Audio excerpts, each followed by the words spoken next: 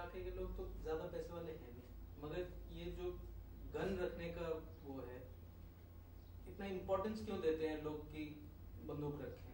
इसकी दो तीन बातें हैं। पहले तो आप यूँ चलो मान करके कि वो सुरक्षा दृष्टि से लोग पसंद करते हैं, क्योंकि ये एरिया ज़्यादा बिहड़ी एरिया है, बिहड़ बसा है ज़्यादा यहाँ पर, और गाँव के लोग जो ज़्यादा रिविन्स में रहते हैं, एक तो कॉज है। दूसरे, यहाँ के लोगों की ये टेंडेंसी बन चुकी है कि जिस व्यक्ति गले में गन नहीं है तो वो व्यक्ति समाज उसको पसंद नहीं करता या बड़ा हीन भावना से देखता है। हर व्यक्ति इसको देखता है।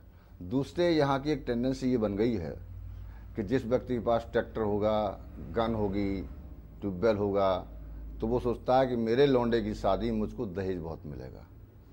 तो ये एक स्टेटस सिंबल यहाँ पर लोग बना रखा है अपना, और due to this status symbol इसमें कुछ परसेंट लोग ऐसे हैं कि वो आपराधिक मामलों पर इस्तेमाल करते हैं, लेकिन ज़्यादातर यहाँ पर स्टेटस सिंबल ही माना जाता है इसको, क्योंकि लोग अपने को कुछ समझते हैं समाज के अंदर कि मैं कुछ हूँ समाज के अंदर। आप तो पहली बार सरेंडर मलखान के करवाए थे, तो उसके बारे में कुछ बताइए, कैसे क्या हुआ थोड़ा शॉर्ट में। मलखान सरेंडर 1982 17 जून को हुआ था, और इसमें क्या था कि मलखान पर भी काफ़ी बड़ा प्रेशर, और साथ में मैं भी आर्मी से जब आया था पेंशन, तो मेरे भी माइंड में था कि भाई कुछ ऐसा किया जाए कि ये कुछ चंबल में शांति हो। तो इसके लिए मैंने प्रयास किया। प्रयास करने के बाद में फिर मैंने गवर्नमेंट से ही बातचीत की, गवर्नमेंट एग्री हो गई, और अपने प्रयास से मलखान को सरेंडर करा दिया। लोग बागी क्यों बनते हैं? और डकैत में बड़ा अंतर है। पहले जो थे जैसे मान सिंह, लाखन, ये डकैत थे।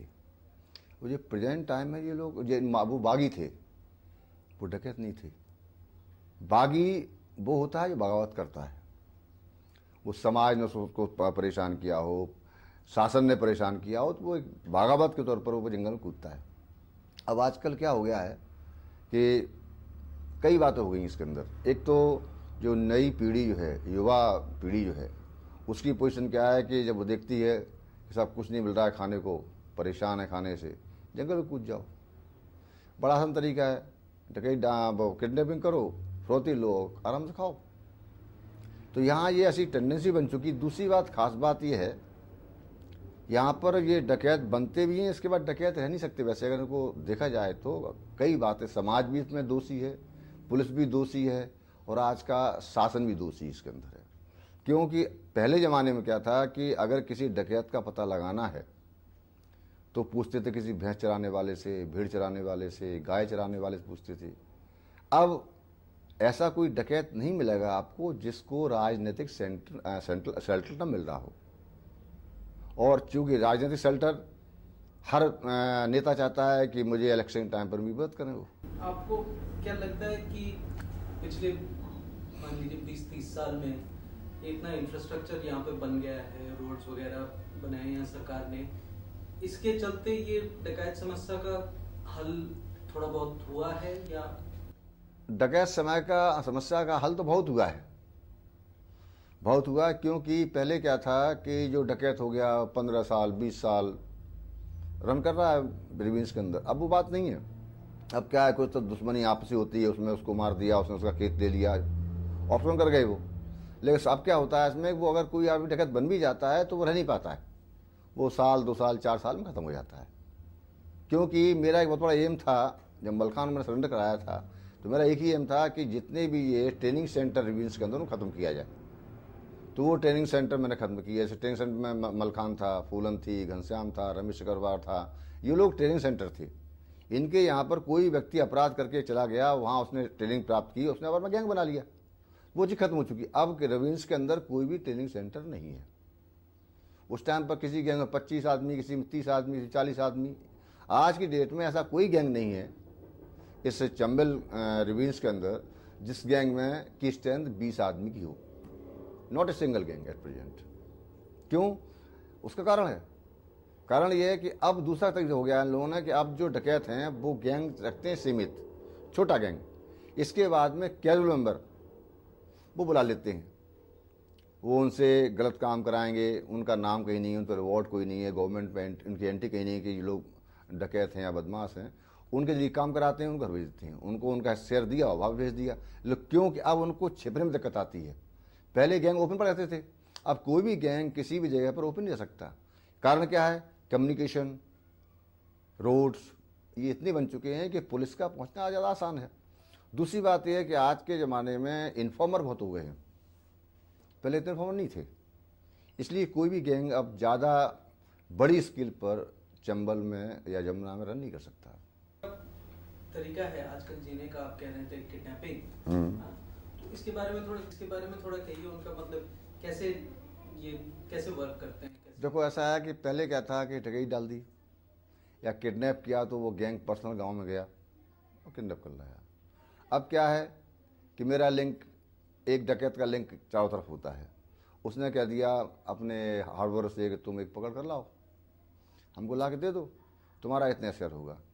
अब एट प्रेजेंट पोजीशन ये है कि स्वयं डकैत पकड़ करने बहुत कम जाता है और उसके जो कैजुअल मेंबर्स हैं वही किडनैप करके ला के देते हैं।